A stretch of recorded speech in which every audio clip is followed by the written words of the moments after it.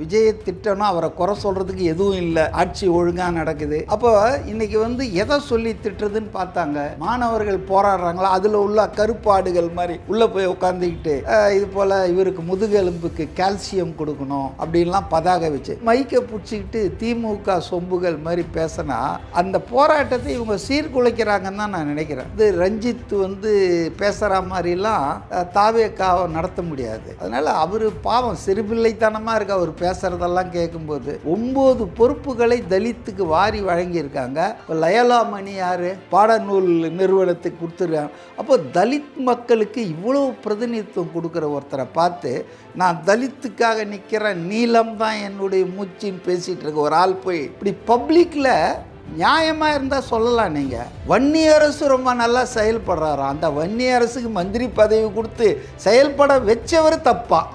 இது என்னங்க இது? அதாவது காழ்ப்புணர்ச்சி தாங்க.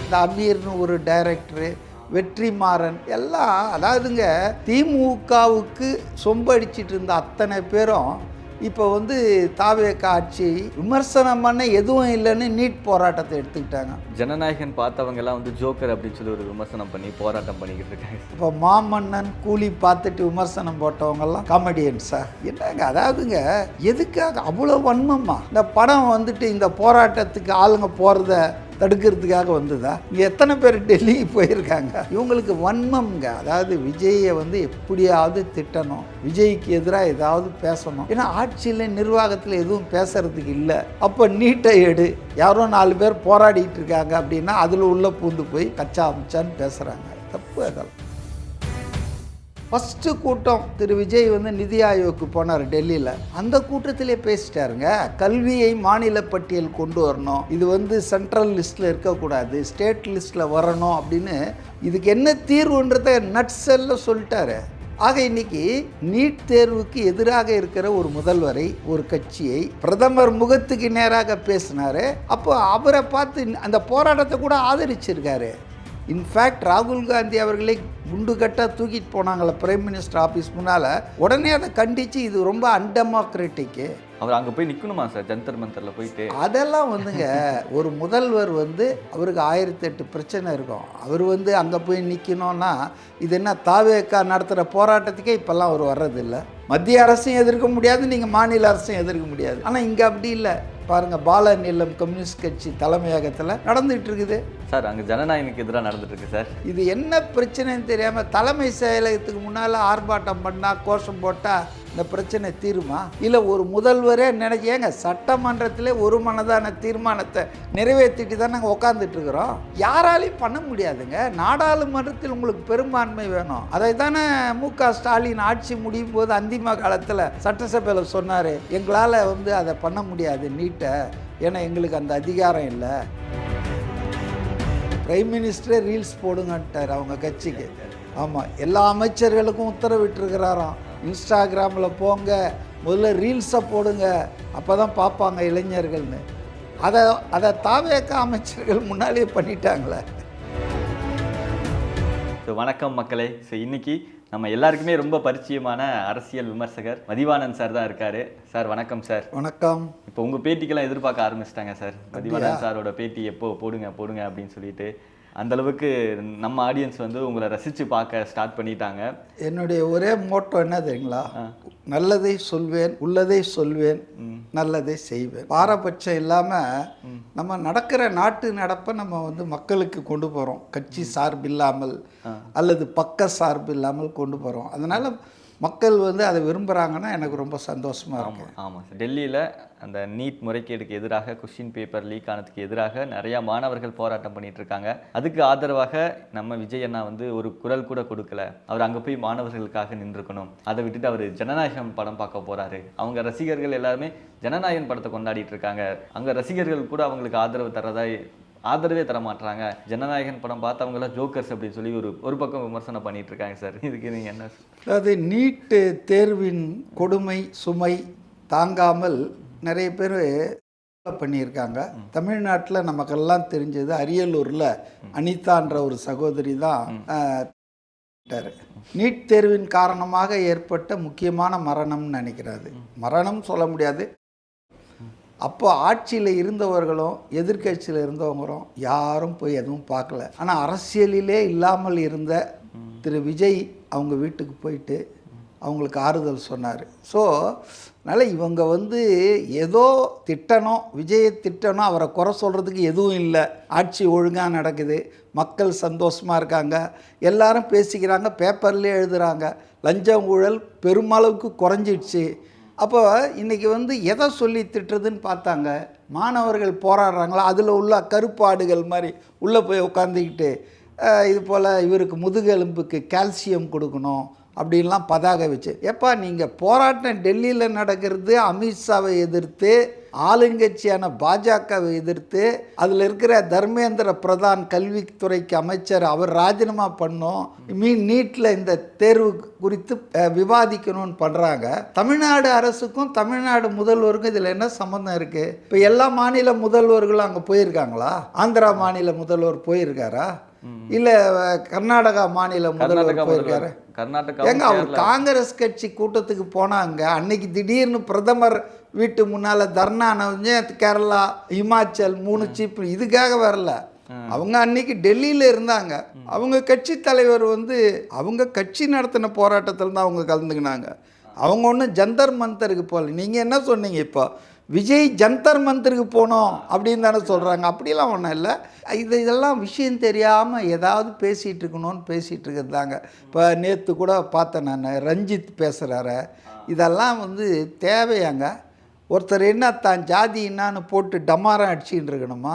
ராஜ்மோகன் சொல்லவே இல்லையா இவர்கிட்ட ஒவ்வொருத்தர்கிட்டே நான் சோன்னு சொல்லிட்டு தெரியணுமா? என்ன பேச்சு இது? அதாவதுங்க 8 தலித் அமைச்சர்களை இந்தியாவிலேயே சுதந்திரத்துக்கு பிறகு எந்த மாநிலத்திலும் எந்த கட்சியும் செய்யாத ஒரு பெரிய சாதனையை பண்ணியிருக்காங்க. டாக்டர் அம்பேத்கர் அவர்கள் என்ன ரிசர்வேஷன் சொன்னாரோ அது அப்படியே 22%, 35ல் 8 பேர் ப்ளஸ் 1 சபாநாயகர், துணை சபாநாயகர் ஒருத்தர் இருக்கார். 9 பொறுப்புகளை தலித்துக்கு வாரி வழங்கியிருக்காங்க. இப்போ லயலா மணி யார்? பாடநூல் நிறுவனத்துக்கு கொடுத்துருக்காங்க. அப்போ தலித் மக்களுக்கு இவ்வளோ பிரதிநிதித்துவம் கொடுக்குற ஒருத்தரை பார்த்து நான் தலித்துக்காக நிற்கிற நீளம் தான் என்னுடைய மூச்சின்னு பேசிகிட்டு இருக்க ஒரு ஆள் போய் இப்படி பப்ளிக்கில் நியாயமாக இருந்தால் சொல்லலாம். நீங்கள் வன்னியரசு ரொம்ப நல்லா செயல்படுறாராம், அந்த வன்னியரசுக்கு மந்திரி பதவி கொடுத்து செயல்பட வச்சவர் தப்பா? இது என்னங்க இது? அதாவது காழ்ப்புணர்ச்சி தாங்க. ஜாதி அரசியலை அவர் பேசலாங்க. ஒரு குறிப்பிட்ட ஜாதி, எனக்கு நீளம் தான் பிடிக்கும், எனக்கு அது பிடிக்காது. ஆனால் எந்த ஒரு அரசியல் கட்சியும், நான் தாவேக்கான்னு சொல்ல, காங்கிரஸ் அல்லது திமுக அதிமுக யாராக இருந்தாலும் எல்லா மக்களுக்காகவும் நிற்கிறது தான் ஒரு நல்ல அரசியல் கட்சியாக இருக்க முடியும். இப்போ விசிகா என்பது தலித் பேந்தர்னு ஒரு தலித் மூமெண்ட்டில் இன்றைக்கி அது கட்சியை ஆரம்பித்த பிறகு கொஞ்ச நாள் கழித்து இப்போ அவங்களும் அந்த சாதிகளுக்கு மேலே வந்துட்டாங்க. ஏன்னா அவங்களுக்கும் தெரியுது அரசியலில் நீங்கள் ஜெயிக்கணும், முன்னேறணும்னா ஒரு ஜாதியை பிடிச்சிக்கிட்டு ஒரு மதத்தை பிடிச்சிக்கிட்டு இருந்தால் நிற்க முடியாது. அதனால் எல்லாருக்கும் பொதுவான இயக்கமாக தாங்க நடத்த முடியும். இவர் ரஞ்சித் பேசுகிற மாதிரிலாம் தாவேக்காவை நடத்த முடியாது. அதனால் அவர் பாவம் சிறுபிள்ளைத்தனமாக இருக்க அவர் பேசுகிறதெல்லாம் கேட்கும்போது. அவங்க எதுக்காக பேரணி வந்தாங்க, எதுக்காக ஆர்ப்பாட்டம், யாரை எதிர்த்து பேசிகிட்டு இருக்காங்க, சம்மந்தம் ஏதாவது இருக்கா பாருங்களேன்.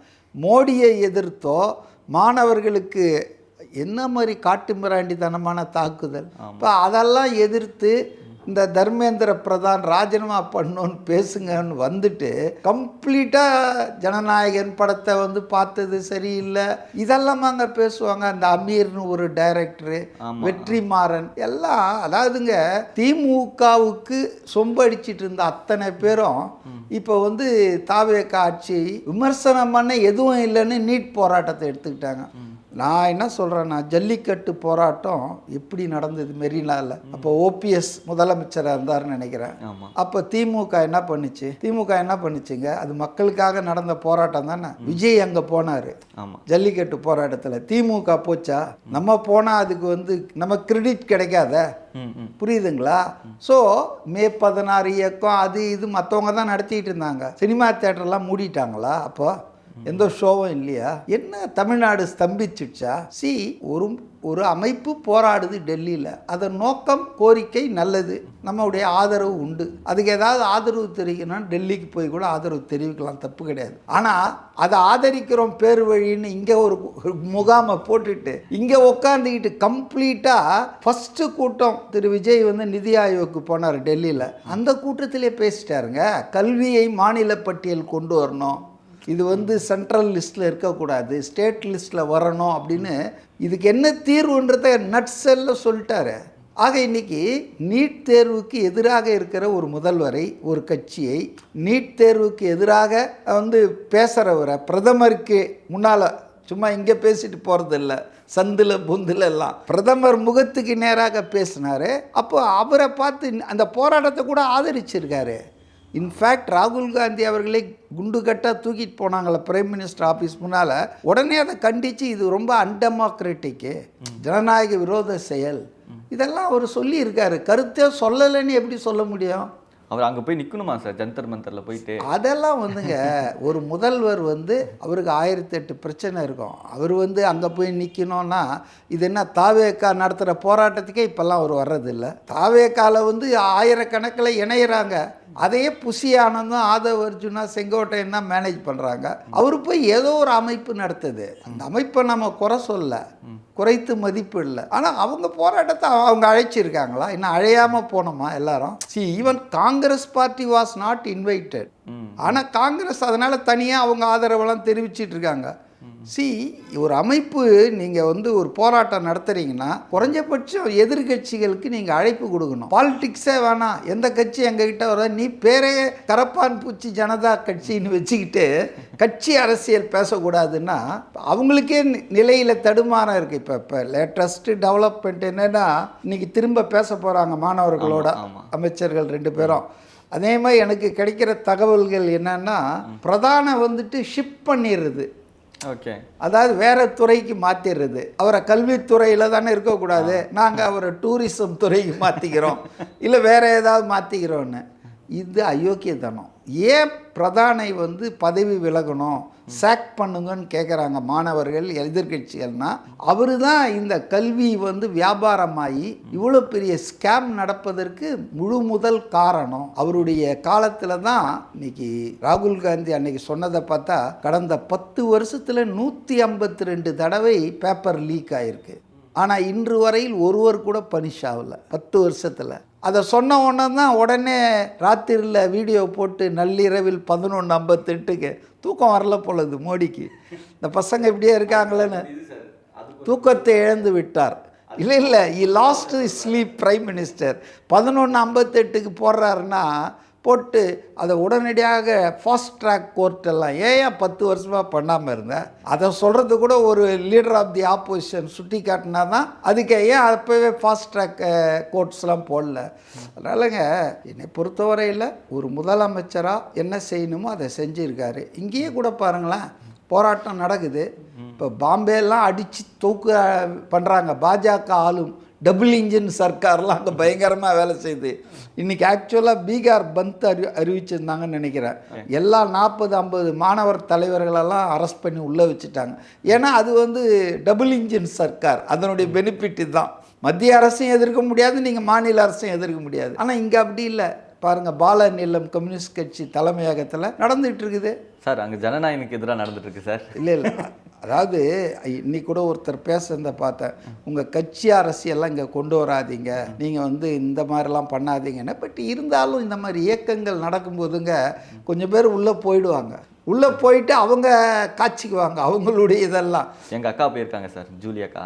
அவங்கள பேச விடல போல இருக்க, டிஷர்ட் போட்டு போயிருக்காங்க சார். அவரை ஒருத்தரை வெளியேற்றிட்டாங்க, அவர் வெளியே போயிட்டாரு. இல்லை இவங்களுக்கெல்லாம் என்ன வேலை? அவங்க மாணவர்கள் கட்சி சார்பற்ற இயக்கம்னு அவங்க மத்திய அரசுக்கு எதிராக போராடிட்டு இருக்காங்க. அங்கே போய் மைக்கை பிடிச்சிக்கிட்டு திமுக சொம்புகள் மாதிரி பேசினா அந்த போராட்டத்தை இவங்க சீர்குலைக்கிறாங்கன்னு தான் நான் நினைக்கிறேன். இப்போ அந்த போராட்டத்துக்கு நம்மெல்லாம் ஆதரவு கொடுக்குறோங்க, யாரும் எதிர்ப்பு இல்லை. சொல்லப்போனால் அவங்கெல்லாம் வந்து அதில் நடக்கிற சில குளறுபடிகளை தான் எதிர்க்கிறாங்க.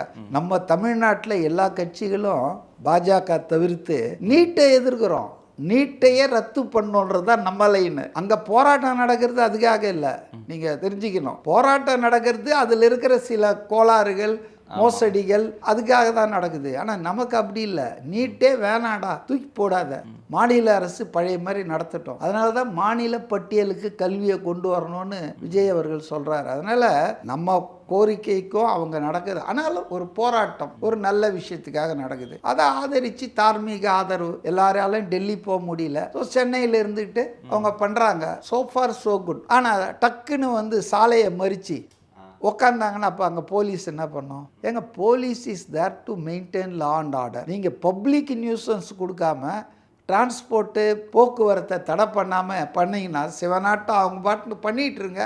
இப்போ ஜந்தர் மந்தரில் எல்லாத்தையும் வேலையை கட்டி விட்டானுங்க, அங்கே எந்த பிரச்சனையும் இல்லை. அது மாதிரி செய்யுங்க. இவங்க நோக்கம் அது இல்லை. உடனே வந்து காட்டு தர்பார். ஏங்க, அப்புறம் மக்கள் பஸ்ஸெல்லாம் நின்றுச்சுன்னா அவங்க என்னன்னு சொல்லுவாங்க? ஒரு சிங்கர் போய் தலைமைச் செயலகம் முன்பு அறிவு அவர்கள். ஆமாம் ஆமாம். அதாவது நான் தப்பாக சொல்லக்கூடாதுன்னு நினைக்கிறேன். அவர் பேருக்கு ஏற்ற மாதிரி இல்லை அவர். இது என்ன பிரச்சனைன்னு தெரியாமல் தலைமை செயலகத்துக்கு முன்னால் ஆர்ப்பாட்டம் பண்ணால் கோஷம் போட்டால் இந்த பிரச்சனை தீருமா? இல்லை ஒரு முதல்வரே நினைச்சேங்க, சட்டமன்றத்திலே ஒரு மனதான தீர்மானத்தை நிறைவேற்றிட்டு தான் நாங்கள் உட்காந்துட்டு இருக்கிறோம். C, unless or otherwise supreme court interferes, unless or otherwise central government acts change பண்ணலான்னு மணி வதார் ஒழிய யாராலையும் பண்ண முடியாதுங்க. நாடாளுமன்றத்தில் உங்களுக்கு பெரும்பான்மை வேணும். அதை தானே மு.க. ஸ்டாலின் ஆட்சி முடியும் போது அந்திம காலத்தில் சட்டசபையில் சொன்னார், எங்களால் வந்து அதை பண்ண முடியாது நீட்டை, ஏன்னா எங்களுக்கு அந்த அதிகாரம் இல்லை. ஆனால் அது சொல்லிட்டு வந்தது, அதை பண்ணுவேன்னு சொல்லிட்டு தான் ஆட்சிக்கு வந்தாங்க. ஆட்சி முடிஞ்சு போகும்போது உண்மையை சொல்லிட்டு போயிட்டாங்க, எங்களால் முடியாது, எங்கள் கூட்டணி ஒருவேளை டெல்லியில் ஆட்சிக்கு வந்தால் அதை செய்யலான்னு. அதான் உண்மை. உண்மை என்னன்னா, ஒரு மாநில கட்சியோ ஒரு மாநில அரசோ ஒன்றும் பண்ண முடியாது. நாடாளுமன்றத்தில் நீங்கள் இதை மாற்றணும். மாற்றலாமா? மாற்றலாம். ஒரு காம்ப்ரமைஸாக கூட நான் என்ன நினைக்கிறேன்னா, எக்ஸம்ஷன் கொடுக்கலாம். எந்தெந்த மாநிலம் ஏற்றுக்குதோ அவங்க செயல்படுத்திட்டோம். எந்தெந்த மாநிலம் 2016 ஒரு வருஷம் எக்ஸம்ஷன் வாங்கினாங்க ஜெயலலிதா சிஎம், அந்த மாதிரி பர்மனெண்ட்டாகவே ஒரு மாநிலம் இதுக்கு நீட்டை எழுதுறேன்னா எழுதிட்டோம். சென்ட்ரல் கோட்டாவில் நீங்கள் அதில் ஃபில்அப் பண்ணிங்க. ஸ்டேட் கோட்டாவை அந்தந்த மாநிலம் என்ன முடிவு பண்ணுது எக்ஸாம். ஏன்னா இது ஸ்டேட் போர்டு மாணவர்களுக்கும் கிராமப்புற ஏழை மாணவர்களுக்கும் எதிரான திட்டங்க இது. ஏன்னா பணம் கிடையாதுங்க. அவன் 10 லட்சம் 15 லட்சம் கொடுத்து கோச்சிங் சென்டரில் 6 மாதம் 1 வருஷம் படிச்சுட்டு அவன் எழுதிட்டு போயிடுவான். அந்த டெஸ்ட்டும் பார்த்திங்கன்னா சென்ட்ரல் போர்டை தழுவி தான் இருக்கும்.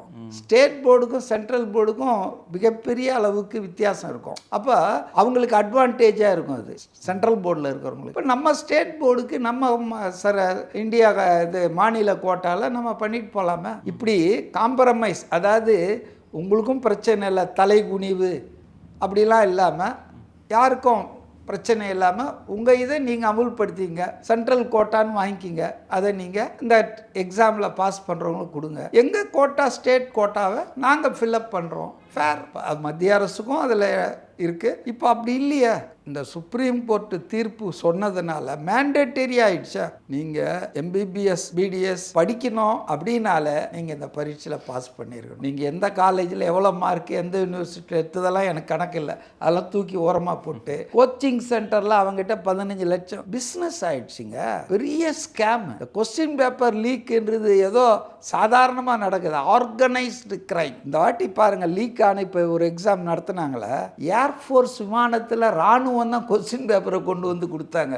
எவ்வளோ சிஸ்டம் மோசமாக இருக்குது. அது காரணமான அமைச்சர் இவங்க மாற்ற மாட்டாங்க. ஏன்னா அவர் ஆர்எஸ்எஸ் பேக் போனா. அவர் இவ்வளோ நாள் அவரை பாதுகாத்தே வச்சுட்டு இருக்கிறதுக்கு ஒரு பெரிய காரணம் என்ன சார்? அதங்க ஒரிசாவில் வந்து ஆட்சிக்கு வந்தது இந்த பிஜேபி. அவர் ஒரு காரணம். அவரே ஒரிசாக்கார் தான். ரெண்டு இது அவர் ஏபிவிபி காலத்திலிருந்து அந்த ஆர்எஸ்எஸ்ஸின் மாணவர் அமைப்பு இருக்குல்ல, அந்த அமைப்பிலேயே நிர்வாகியாக இருந்து வேலை செஞ்சு அநேகமாக மோடிக்கு இணையாக ஆர்எஸ்எஸ் கனெக்ஷன் உள்ள ஆள். அதனால் அவர் ரெண்டாவது அவர் வந்து இவங்க வேலையை தானேங்க செய்கிறாரு. ஆர்எஸ்எஸ் அஜெண்டாவை கல்வியை வந்து சாப்ரனைஸ் ஆகிட்டாரு. இப்போ கல்வியை வந்து இது வியாபாரம் ஆகிட்டாரு. அவங்களது வந்து இந்து ஹிந்தி இந்தியன் இப்படி தானே அவங்களது எல்லாம் ஒரே நாடு தானே எல்லாமே. அதனால் இந்த டெஸ்ட்டுகளை என்ட்ரன்ஸ் டெஸ்ட்டுகளே ஒழிக்கணுங்க. நடத்துகிறாங்க. அப்புறம் what is the fun in conducting board examination, government university எக்ஸாம்லாம் எதுக்கு நடத்தணும்? எல்லாருமே கோச்சிங் சென்டரில் போயிட்டு எழுதிட்டு போயிட்டே இருக்கலாமா? ஸோ இது வந்துங்க காங்கிரஸ் திமுக கூட்டணியில் இருந்தபோது தான் உருவானது. இன்ஃபேக்ட் காந்தி செல்வன் ஒருத்தர் அப்போ துணை அமைச்சராக இருந்தார் ஹெல்த் மினிஸ்ட்ரியில் யூபிஏ கவர்மெண்ட்டில். அவர் இருக்கும்போது தான் இதெல்லாம் வந்தது. இப்போ பெருசாக வாய்க்கிழியே பேசிக்கிட்டு இருக்காங்க இவங்க. ஆனால் அப்போ இருந்தது என்னன்னா, யூ கேன் ஆப்ட் அவுட். நீங்கள் வந்து விரும்பினா இதில் சேரலாம், இல்லைன்னா நீங்கள் அதை வேற மாதிரி பண்ணிக்கலாம். நான் முன்னால் சொன்ன அந்த மாதிரி. ஆனால் இப்போ கம்பல்சரி ஆகிட்டாங்க. அதுதான் ப்ராப்ளம். ஓகே. ஆனால் இங்கே ஜனநாயகன் பார்த்தவங்கெல்லாம் வந்து ஜோக்கர் அப்படின்னு சொல்லி ஒரு விமர்சனம் பண்ணி போராட்டம் பண்ணிக்கிட்டு இருக்காங்க சார். இப்போ மாமன்னன் கூலி பார்த்துட்டு விமர்சனம் போட்டவங்கெல்லாம் காமெடியன்ஸா என்னங்க? அதாவதுங்க எதுக்காக அவ்வளோ வன்மமா? அவர் ஒரு நடிகர். அவர் நடித்த இந்த படம் ஜனவரி 9 வந்திருக்கணும். இது தேர்தலுக்கு முன்னால் வந்துவிடக்கூடாது. வந்தால் மக்கள் பெண்கள் அவங்களுடைய ஓட்டை அள்ளிடோன்ற கெட்ட எண்ணத்தால் திட்டமிட்டு சென்சார் சர்டிஃபிகேட்டை முருகன் அண்ட் கம்பெனி அதை தள்ளி வச்சாங்க. இன்றைக்கி வந்து ஒரு வழியாக கொடுத்துருக்காங்க. இப்போ என்ன இவங்களுக்கு 6 மாதம் டிலேயில் வந்திருக்குன்னு நினைக்கிறேன். இந்த படம் வந்துட்டு இந்த போராட்டத்துக்கு ஆளுங்க போகிறத தடுக்கிறதுக்காக வந்ததா? இங்கே எத்தனை பேர் டெல்லிக்கு போயிருக்காங்க? அதனால் அந்த கதையோடு இதை சேர்க்கறதே தப்புங்க. சும்மா ரைமிங்காக பேசுகிறாங்க. அங்கே போராட்டம் இளைஞர்கள், இங்கே ஜனநாயகத்துக்கு போராட்டம். எந்த படமாக இருந்தாலும் புது படத்துக்கே ஆட்கள் போவாங்க. அதுவும் அவங்கள அபிமான தலைவர் கடைசி படம் ஃபேர்வெல் மாதிரி அதுக்கு அதிகமாக போகிறாங்க. அதுவும் பல கோடி பேர் பார்த்துட்டாங்க இதை இன்டர்நெட்டில் லீக் பண்ணி ஆன்லைனில். ஆனாலும் இந்த படத்துக்கு இவ்வளோ பெரிய ஆதரவு கிடைச்சிருக்குதுன்னு சொன்னால் அதை நம்ம பாராட்டணும். ஒரு கலைஞராக அவர் சக்ஸஸ்ஃபுல் கேரியர் ரிட்டையர் ஆன போது இது போய் மார்க்கெட் போய் அவர் வரல அரசியலுக்கு. அவர் சொன்ன மாதிரி உச்சியில் இருக்கும்போது தான் வந்துட்டார். ஸோ அதனால் இவங்களுக்கு வன்மம்ங்க. அதாவது விஜயை வந்து எப்படியாவது திட்டணும், விஜய்க்கு எதிராக ஏதாவது பேசணும். ஏன்னா ஆட்சியில் நிர்வாகத்தில் எதுவும் பேசுறதுக்கு இல்லை. அப்போ நீட்டை எடு, யாரோ 4 பேர் போராடிட்டு இருக்காங்க அப்படின்னா அதில் உள்ள பூந்து போய் கச்சா அமைச்சான்னு பேசுகிறாங்க. தப்பு அதெல்லாம். ஸ்டாலின் சார் கூட ஒரு இது போட்டிருக்காரு, open your mouth CM sir அப்படின்னு சொல்லிட்டு. அதாவதுங்க சிலருடைய ஹாபி வந்து சீமான் மாதிரி எப்போவுமே ஓப்பனாக வச்சுட்டு இருப்பாங்க. எதை கேட்டாலும் பேசிகிட்டே இருப்பாங்க. சிலருடைய ஹாபி வந்து அதிகமாக பேசவே மாட்டாங்க, செயலில் வீரத்தை காட்டுவாங்க. நான் சொல்கிறது காமராஜர், பெருந்தலைவர் காமராஜர். என்ன ஆகுனா நீங்கள் பேசுங்க, அவர் ஒரே வார்த்தை தான், ஆகட்டும் பார்க்கலாம். இந்த 2 வேர்டுக்கு மேலே அவர் பேசவே மாட்டார். ஆனால் அவர் காலத்தில் தான் 9.5 வருஷம் தமிழ்நாடு வந்து கரப்ஷன் ஃப்ரீயாக இருந்தது, இண்டஸ்ட்ரியலைஸ் ஆச்சு, வளமாக இருந்தது. இன்றைக்கி மதிய உணவு திட்டம் சொல்கிறோமே, அதுக்கு நல்ல பேர் கூட இப்போ காலை உணவு திட்டத்துக்கு அவர் பேரை வச்சுருக்காங்க. ஆமாம், ரொம்ப அருமையான விஷயம். இவர் வந்து அவங்க அப்பா பேரையோ அவங்க தாத்தா பேரையோ வைக்காம பெருந்தலைவர் காமராஜரை கல்வி கண் தந்த காமராஜன் அந்த காலத்தில் சொல்லுவாங்க. ஸோ அப்படிப்பட்ட ஒரு ஒண்டர்ஃபுல் ஆட்சி தந்த ஒருத்தர் என்ன பேசியிருக்காரு? சீமான் மாதிரி ஸ்டாலின் மாதிரி பேசிட்டு இருந்தாரா?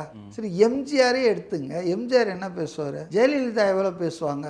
பேச்சை குறைத்து செயல் அதிகப்படுத்து. இன்னைக்கு பாருங்க 2 மாசத்துல என்ன மாதிரி சாதனை பண்ணியிருக்காரு. நீங்க ஊரை அடிச்சு உலையில போட்டு போயிருக்கீங்க. எல்லாம் 1000 கோடி 500 கோடி தான் ஜாமீன்ல கையெழுத்து போட்டு தான் ஸ்டேஷன்ல உட்காந்துருக்காரு செந்தில் பாலாஜி. உங்க அமைச்சர்கள் பூரா எல்லாம் இடி கேஸ் அந்த கேஸ் மாட்டியிருக்காங்க. ஆனா இன்னைக்கு பாருங்க ஆர்டிஓ ஆபீஸ், தாலுகா ஆபீஸ், எல்லா இடத்துலயுமே ரெய்ட் மேல ரெய்ட் விட்டு டிரைவர்ஸ் எல்லாம் வந்து அரசு கட்டணத்திலேயே பேருந்து இயக்குவோம்னு சொல்லியிருக்காங்க. அது மட்டும் இல்லை, மெயினாக நீங்கள் இந்த 2 மாதத்தில் எதை கவனிங்கன்னா, லஞ்சம் வந்து ஒழிச்சிட்டாங்கன்னு நான் சொல்ல மாட்டேன். லஞ்சத்தை ஒழிக்கும் பணியில் மும்முரமாக போயிட்டு இருக்காங்க. பெருமளவுக்கு அதில் வெற்றி பெற்றிருக்காங்க. ஒரு விஷயம், இந்த சென்ட்ரல் போர்ட் ஆஃப் ஸ்கூலுக்கெல்லாம் ரினிவல் அண்டு என்ஓசி கொடுக்கறதுக்கு 400 கோடி ரூபாய் அளவுக்கு வசூல் பண்ணியிருக்காங்கன்னு ஒரு ஆள் குண்டால போட்டிருக்காங்க, பிடி அரசகுமார்னு. இன்னும் பல பேரை பிடிச்சிருக்காங்க இப்போ. ஸோ இப்படிப்பட்ட வசூல் நடந்த அந்த பள்ளி கல்வித்துறையில் ராஜ்மோகன் சார் வந்து வந்த உடனே ஒரு 1000 ஸ்கூலுக்கு வித்தவுட் பேயிங் எனிதிங் போயிடுச்சு. என்ன அவங்க காண்பது கனவா நனவான்றாங்க. இதுக்கு நாங்கள் 35 லட்சம் 40 லட்சம் கொடுத்துட்டு நடையா நடந்து இருக்கிறோம். என்ன ஆச்சு? அப்ளிகேஷன் ஆன்லைனில் போட்டால் உடனே அப்ரூவல் போயிடுது. யாரையும் பார்க்க வேணாம், யாருடைய கையிலையும் கிரீஸ் தடவானா. ஸோ இது ஒரு மிகப்பெரிய சாதனையாக நான் பார்க்குறேன். குறைகள் சிலது இருக்குதாங்க செய்யும்.